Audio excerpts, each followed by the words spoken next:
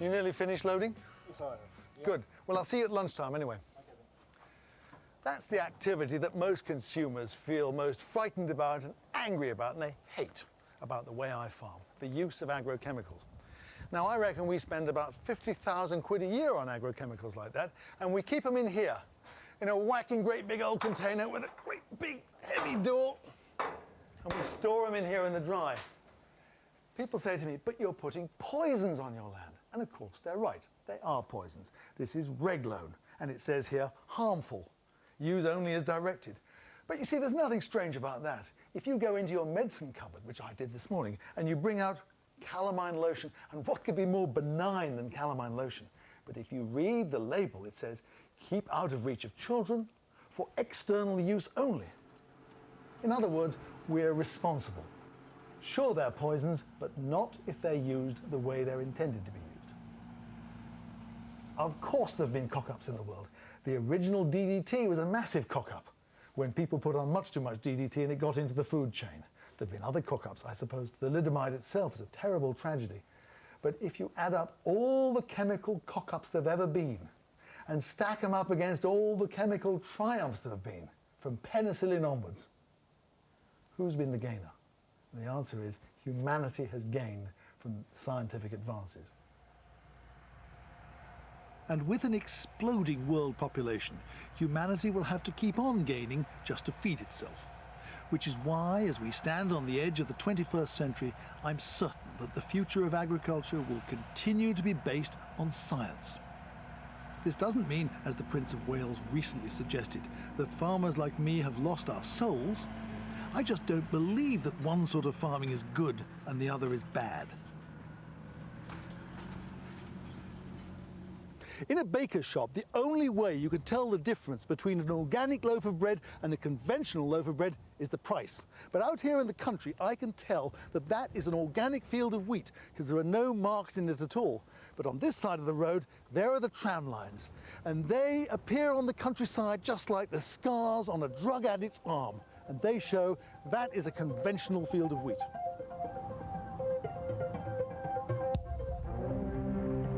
Today should be an interesting day because I'm on my way down to Swindon to meet the high priestess of organic farming, Helen Browning. I've always been, to put it mildly, a bit skeptical about organic farming. It's a niche market, but I just think it's only for very rich people who can afford to pay fancy prices for not very fancy food. Maybe I'm wrong. Maybe Helen will convert me.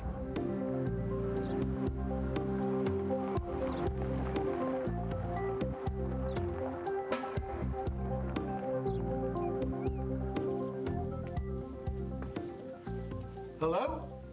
Hi. Oh, good. Oh, There hi. you are. How are you? I haven't seen you for Mwah. ages. Mwah. Well, You're I'm here. At last. First time ever. I know. Where are we going? Well, let's go to the kitchen All and right. have a coffee. I have to tell you, Helen, that Here we go. No, all right, we will go. Although I love organic farmers in general, and you in particular, I have to tell you that they worry me slightly because they tend to be a little bit righteous, self-righteous. Now, is that unfair? I think it's completely unfair.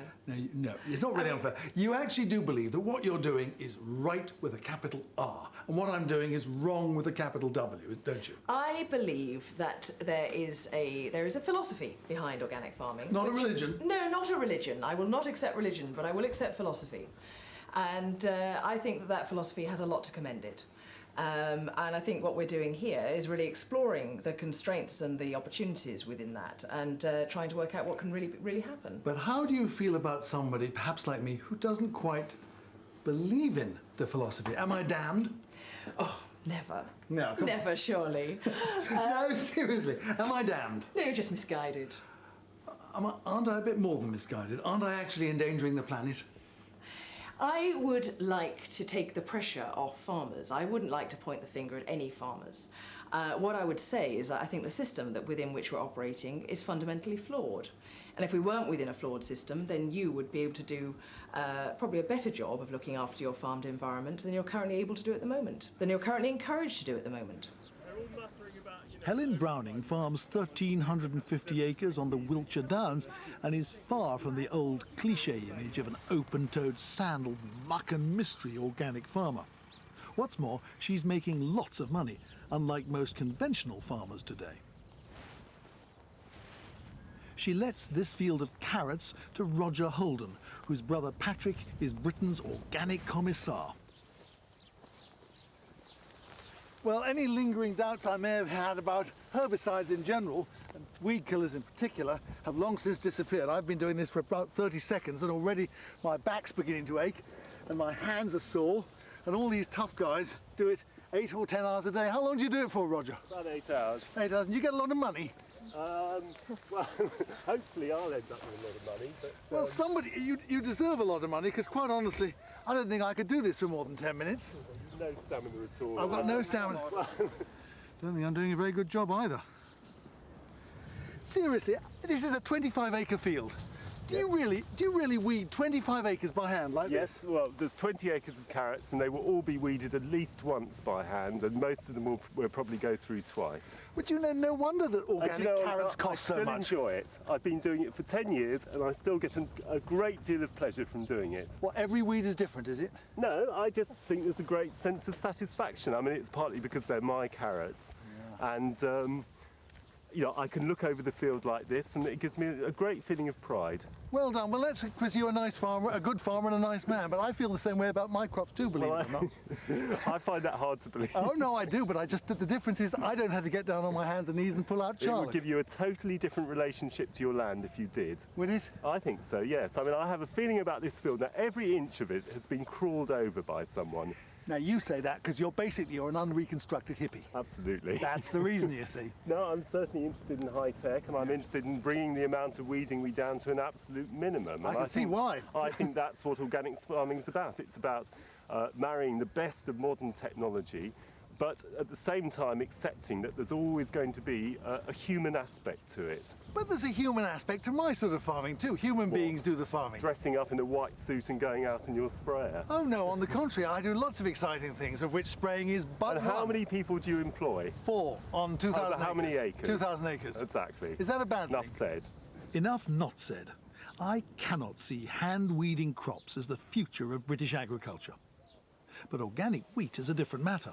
This is a wacky great field. I feel quite at home. It's like a prairie farm. Yes, it's quite a big field, but of course one of the joys of the organic system is that despite the fact that it's a big field, you've got a lot of diversity within the crop. You know, we're not frightened of a few broadleaf weeds because we recognise that they provide a habitat for a lot of the predator insects we need to come in. And of course that's why I suppose there's so many environmental benefits from the organic system. Other things can live in here as well as the wheat. Well, there are a few weeds. It'd be pointless to pretend there weren't, but then I've got some weeds in my fields as well, so I can't claim to be weed-free.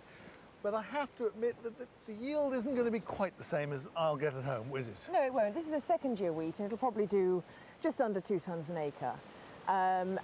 In the past, when we were farming conventionally, we probably have achieved roughly 3 tonnes an acre on average. And in the early days of converting, you generally find that cereal crop yields are about 2/3 of what they would have been conventionally. But what's really interesting is that after 5, 7 or 8 years, the yields start to rise in an organic system. We're finding the longer we farm organically, the higher the yields get. And that really interests me. I didn't expect it to be like that. You're sounding like a missionary again. You're trying to convert me. I'd love to convert you.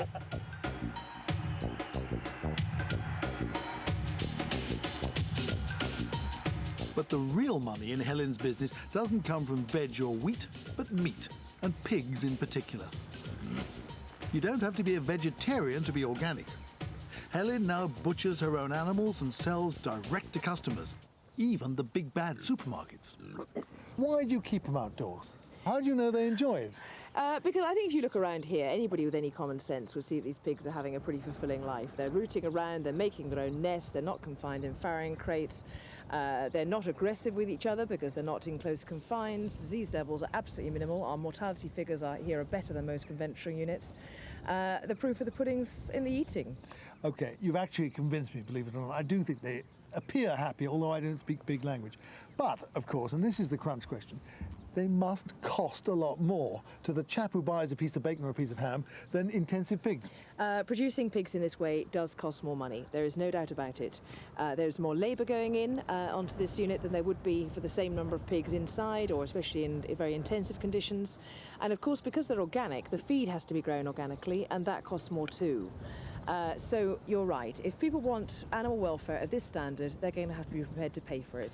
How much more do I pay for one of your pigs as a rasher of bacon, a piece of ham, what have you, than a conventional intensive supermarket equivalent? It will depend on the product, but it'll probably be between 30 and 50% more. So we're talking Rolls-Royce pig here. We are talking about the best quality pig meat you'll buy in the country. But surely you're dealing now with a niche, expensive, middle-class, affluent, elitist market. We're dealing with a very educated market. And rich? Not necessarily rich. A lot of the people that buy from us are just putting food up their priority list, and that's something as farmers across the board we should be encouraging. People who buy our meat are probably not eating meat as often, but they're choosing to eat better quality meat when they do eat it. Well, sitting here in the straw, out of the wind in the pig ark, I'm beginning to understand what it means to be as happy as a pig in muck. In a strange way, I envy Helen and her organic buddies because they live in a world full of goods and bads and blacks and whites. On my farm, there are few heroes and not many villains either. Hand weeding isn't necessarily good and fungicides not necessarily bad. But at the end of the day, I just can't see organic farming feeding the world, unless we're all prepared to eat lentils. If your knowledge of farming is based on a cross between Beatrix Potter and harvest festivals, you'll probably be surprised to hear that the autumn is not a time when we all relax after the rigors of harvest. On the contrary, the autumn is actually the busiest time of the year because we've got to plough the fields and scatter the good seed on the land, but we've got to do it very quickly indeed.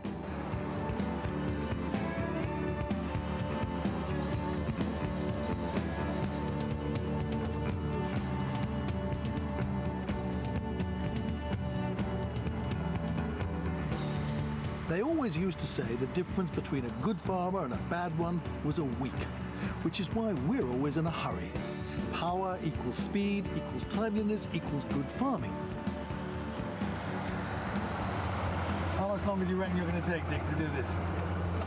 With the engines, probably about 4.5 hours. And have you done the bottom head and down by the 505? Yes, I've done that, although it's very hard down there. Yeah, looking at the yield map of this field, the rabbit damage obviously had a much greater effect than we thought it was going to. There's only been one real revolution in my farming lifetime, and that was the introduction of intensive cereals in the 1970s. But today we're on the verge of a second revolution. It's called precision farming, and I've jumped on the bandwagon. If we just look at the picture, the red areas are low yield. They need more fertiliser. The green areas are... Peter Henley is a software guru who's come to hold my hand.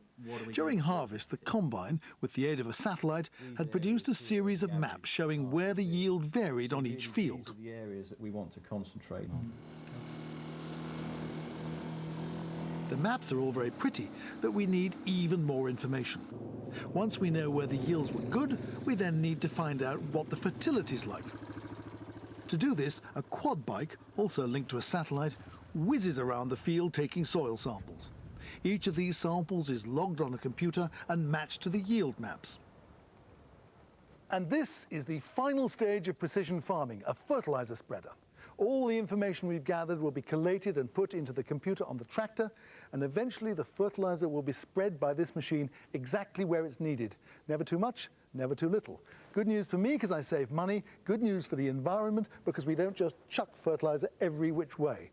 The only question is, will it all work? I've got my fingers tightly crossed. In the past, these machines haven't actually spoken to each other, but this year might just be different. But even if the machines do talk to each other, I won't know whether it all makes economic sense for some years. In the meanwhile, I love scientists with a passion.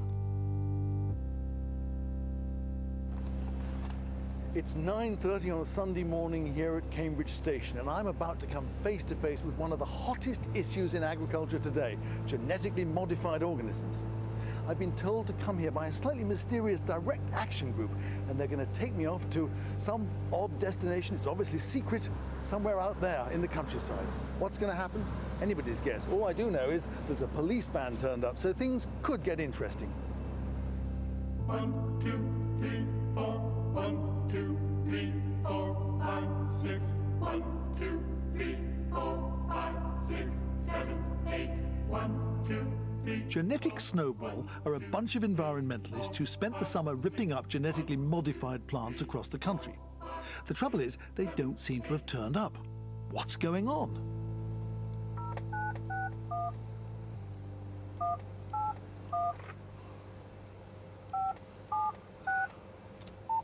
Genetic Snowball are against genetic engineering because they think it's Frankenstein science, dangerous and irresponsible.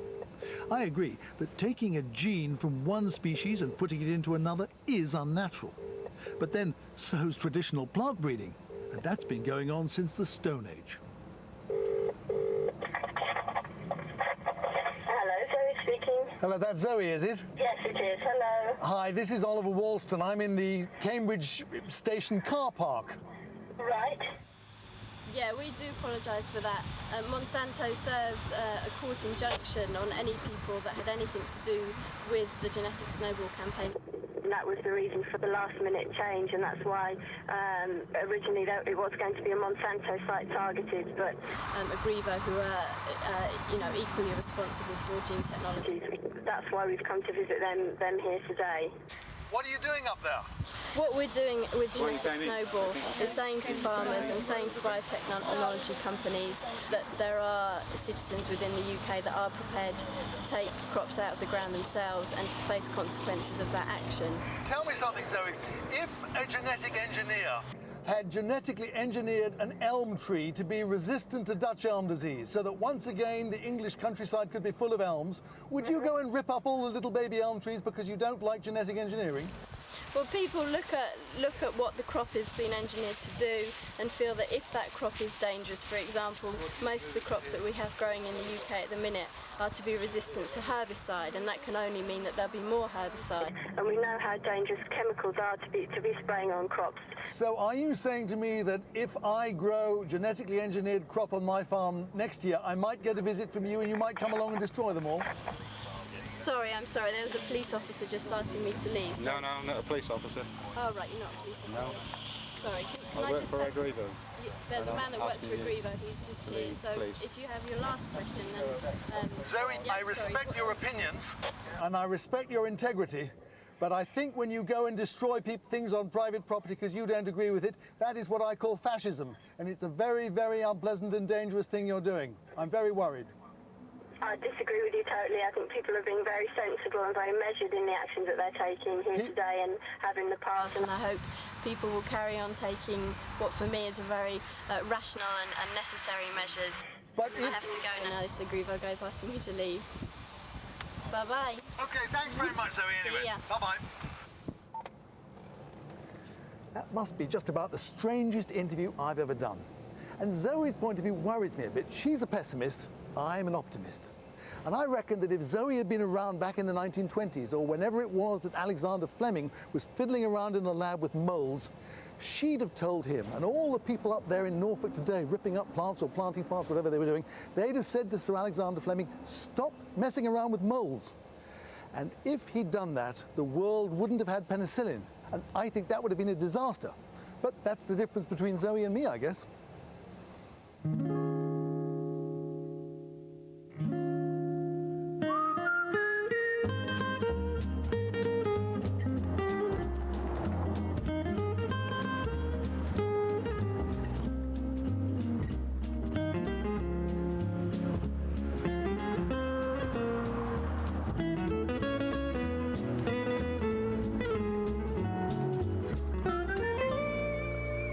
Oui, je suis en France.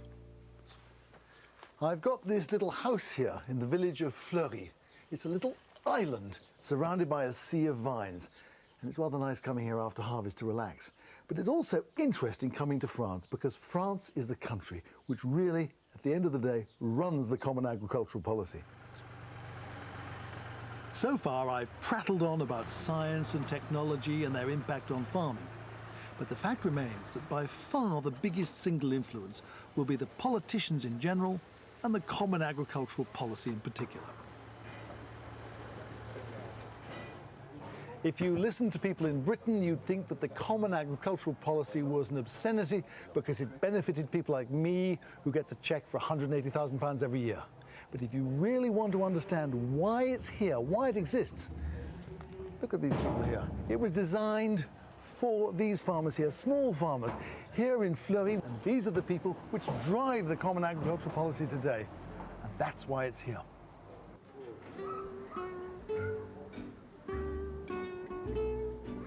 The prices this harvest may have been lousy, but at least the yields were very good indeed. And it's to celebrate these good yields, bumper harvest as some would say, that we've all come out to France for a weekend.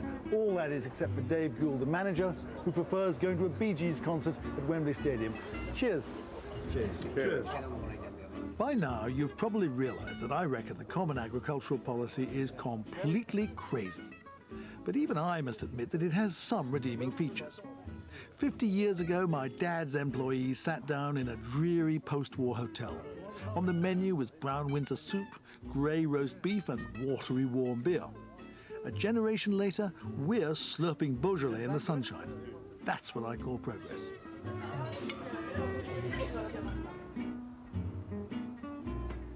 I'd come to France with some of the best harvesters on the planet. They think nothing of bringing in 300 tons of wheat a day.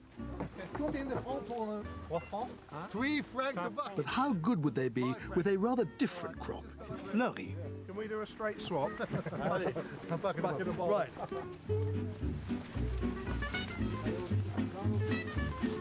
at that.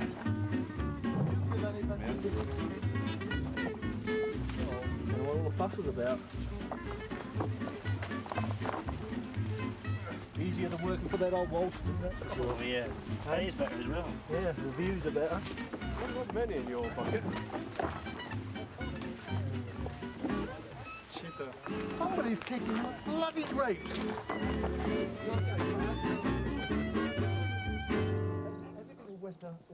Francis Capel is a big French arable farmer. He just had his best harvest ever. That's the good news. The bad news is that 3/4 of his cereals have gone straight into intervention. Does the fact that so much of your wheat and barley is going into intervention, does that worry you or concern you in any way? Yes, it worries me because next harvest we will start with stocks and it will depress the market a little bit more than this year. You see, we'll keep the price very low. But you're lucky in a way, because living here in France, at least the general public isn't worried about intervention, isn't worried about subsidies, and loves all farmers. Our people are worried about subsidies. They're asking us questions more and more about what do we do with the money we get from compensatory payments? Do we take care of the landscape? Do we take care of the nitrates in water? Do we take care of pesticides? And what do we do with all this money? So even the French public is now beginning to get a little... Yeah, well, more. Inquiété, how would you say? Nervous, anxious, inquiet about questionnaire. He would ask questions. In France today, there are 600,000 farmers, most of them very small by our standards. And yet, despite the fact that the CAP was invented to protect these men, 30,000 farmers, 5% of the total, are leaving every year. How is the small French farmer today feeling about the CAP? Does he feel it's about to disappear?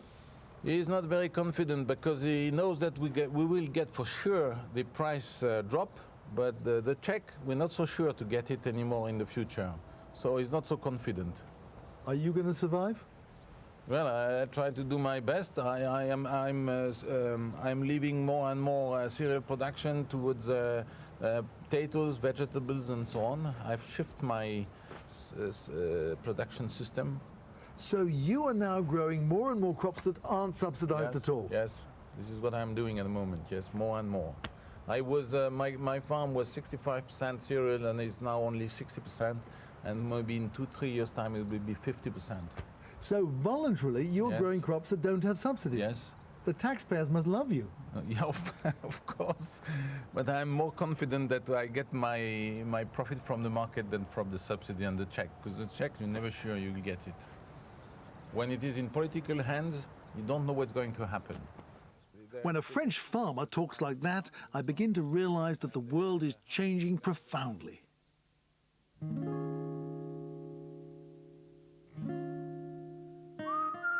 This is the nearest we'll ever get to a harvest supper this year. I will say thank you to all of you guys for harvest. Thank you very much. Well done, fellas. Well done, guys. Cheers. We celebrated in French style. I'd invited my neighbour, a wine grower called Jean-Marc Desprez. The fact is that however stupid is the CAP, I actually love Europe. It's where our future lies, and I'm happy to be part of it. I was just telling Jean-Marc about the photograph in the office of the Harvest Supper in 1946, where there were 80 people sitting around the table, and I said that today there are only 4. And Jean-Marc said that the same is true here in Beaujolais. There are far fewer people working the land. More than 97. 20. How many wines have we tried today, Dick? 19 now. One more for the 20. Even if we have to pay for it ourselves. 20. If you want to get 20, we'll have a glass of the house wine. That'll do. Okay. There you go.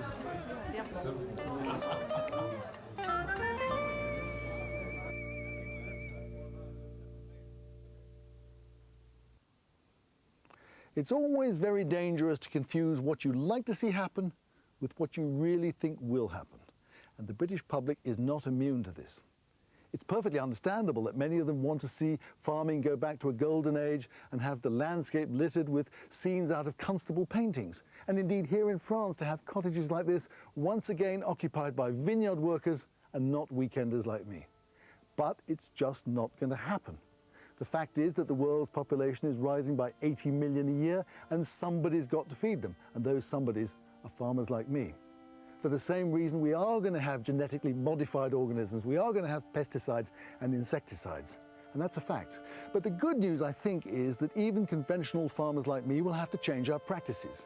And most of all, we're going to have to make friends with people who, traditionally anyway, have been almost our enemies. Farmers and Greens and environmentalists are going to have to get together to make sure that we all together represent the interests of the countryside. But I repeat once again, there's no possibility that farming will somehow go back in time. It won't. And as they say in France, c'est la vie. When I first started this series, I wanted to know one question above all others. Are farmers different? Should the economic laws which apply to all other businesses, shipbuilding, coal mining, shopkeeping, should they be suspended for farmers, as most farmers believe? And the answer is undoubtedly, no, they're not. They should not be suspended. Farmers are the same. But there's one way in which we're very different indeed. Whether you're a grain farmer like me, or whether you raise sheep on Anglesey, or whether you have grapes here in the Beaujolais, one thing is absolutely certain, that all farmers are united in the knowledge, in the certainty, that farming is the best, the most satisfying, indeed the only worthwhile profession in the whole world.